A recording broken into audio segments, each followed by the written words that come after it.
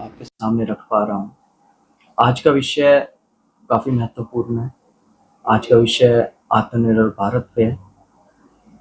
हम आत्मनिर्भर भारत संकल्प अभियान के बारे में बात करने जा रहे हैं। मोदी जी ने कोविड-19 के महामारी के दौरान एक सपना देखा था। उन्होंने ये सपना देखा था कि भारत को आत्मनिर्भर भारत बनाना है। क्यों देखा था? जब कोविड-19 था, सारी दुनिया से सप्लाई चेन टूट गई थी, कोई सहायता कहीं से नहीं मिल रही थी, तो एक बहुत बड़ी आपदा हमारे सामने थी। अब वो आपदा को लेके या तो हम विलाप कर सकते थे या फिर उससे बाहर आके हम एक आत्मनिर्भर भारत बनकर उस आपदा को अवसर में बदल सकते थे। और हमारे यशस्वी प्रधानमंत्री नरेंद्र मोदी जी ने वहाँ हार ना मानकर एक हमारे देश को आगे बढ़ाने के लिए उसको आत्मनिर्भर भारत बनाना चाहा। उन्होंने कई अभियान, कई यात्राएं, कई सारे स्टेप्स उठाए इस चीज़ के लिए, वोकल फॉर लोकल को आगे लाने के लिए, स्वदेशी को अपनाने के लिए, जिस पर आज हम बात कर रहे हैं।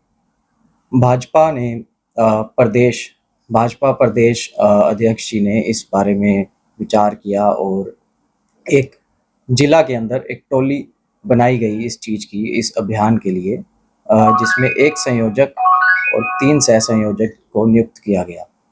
उसके बाद जिला की टोली बनने के बाद हमारे मंडल की टोली का नियुक्ति की गई, जिसमें एक संयोजक और 2 सह संयोजकों को नियुक्त किया गया। संयोजक की जिम्मेवारी भाजपा परिवार से मुझे मिली है और 2 सह संयोजक जो मेरे साथ मेरी मदद करेंगे वो हर भगवान कंबोज जी और नसीबो भाई जी हैं। उनका यह विज़न पूरा करने के लिए आज भाजपा की टीम गांव-गांव में, फील्ड में उतर कर ये अभियान को सपना उनका पूरा कर रही है। 25 सितंबर को ये अभियान शुरू किया गया। 25 सितंबर से लेकर हमारे पूर्व प्रधानमंत्री श्री अटल बिहारी वाजपेयी जी की जन्म तिथि 25 दिसंबर तक ये अभियान चलेगा। और इन दिनों के दौरान सभी भाजपा कार्यकर्ता जाएंगे लोगों के बीच में, उनको स्वदेशी अपनाने के लिए मोटिवेट करेंगे, उनको महत्व बताएंगे कि स्वदेशी अपनाते हैं तो क्या होता है, हमारी आर्थिक व्यवस्था, अर्थव्यवस्था कितनी बढ़ती है, कैसे छोटे छोटे कारीगरों को इसका फ़ायदा मिलता है, कैसे उनकी भी आर्थिक व्यवस्था सुधरती है, कैसे एक गांव को, एक परिवार को इस वजह से रोटी मिलती है स्वदेशी अपनाने से। 2014 में मैं कुछ डेटा के साथ बात करना चाहूँगा। 2014-15 में भारत का नाम मात्र जीडीपी, जो कि सिर्फ $2 ट्रिलियन था और प्रति व्यक्ति की आय $1560 थी, आज वो बढ़कर $4 ट्रिलियन हो चुकी है, जो कि लगभग 2 गुना है। और प्रति व्यक्ति आय $2700 हो चुकी है। ये सब हमारे प्रधानमंत्री की वजह से पूर्ण हो सका है, जो उन्होंने ये विज़न देखा और नई नई एमएनसीज आके अब हमारे इस देश में सेटअप कर रही हैं, जिसकी वजह से हमें रोजगार भी मिल रहा है। सिर्फ स्टार्टअप्स की बात करें तो सिर्फ 400 स्टार्टअप्स 2014 से पहले अब तक थे और आज 1,20,000 से ज़्यादा स्टार्टअप्स आ चुके हैं, जिसमें से ज़्यादा युवा वर्ग इसमें इन्वॉल्व हो रहा है, जो कि बहुत अच्छी बात है, ताकि हमारी अर्थव्यवस्था सुधर सके और युवा वर्ग आगे बढ़ सके। अब क्या कर सकते हैं, कैसे हम स्वदेशी अपना सकते हैं, इसके बारे में मैं यही कहना चाहूँगा कि स्थानीय कारीगर जो हैं, हमारे आसपास के छोटे मोटे कारीगर हैं, उनके पास आप जाएं, उनसे सामान लें। बड़े मॉल्स में जाने से अच्छा, एडिडास के जूते पहनने से अच्छा आप जो भारत में जूते बन रहे हैं, कैंपस, एशियन, इनको आप अपनाएं और इन पे आप विचार करें। ये छोटी छोटी मुहिम, छोटी छोटी चीज़ें हमारे देश को बहुत बड़े रूप से निखार सकती है विश्व में। आज विश्व में हमारी चौथे नंबर की सबसे बड़ी इकोनॉमी बन चुकी है, जो कि बहुत ही गर्व की बात है।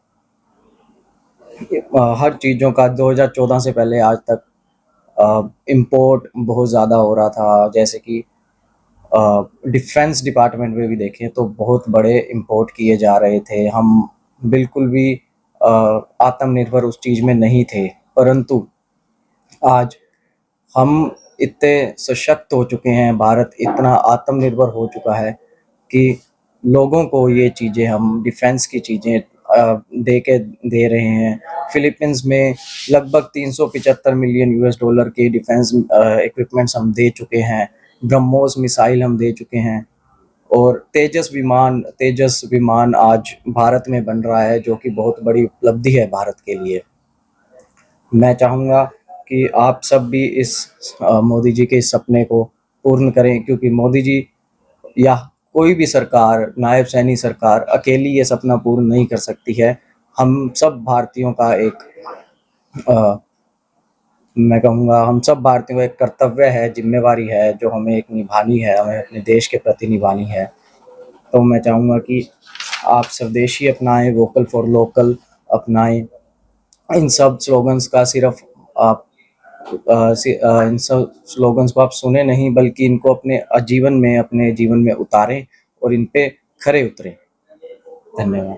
मोदी जी ने जो अभी जीएसटी रिफॉर्म किया है उसके बारे में, तो जीएसटी रिफॉर्म करने के बाद जो लोगों की प्रतिक्रिया रही है, जो हम लोगों ने जीएसटी रिफॉर्म पर एक यात्रा निकाली लोगों को जागरूक करने के लिए कि क्या जीएसटी में क्या सुधार हुए हैं, इसका स्लैब कितना कहाँ से घट के कहाँ तक आया है, उसके बारे में हमने लोगों को बताया।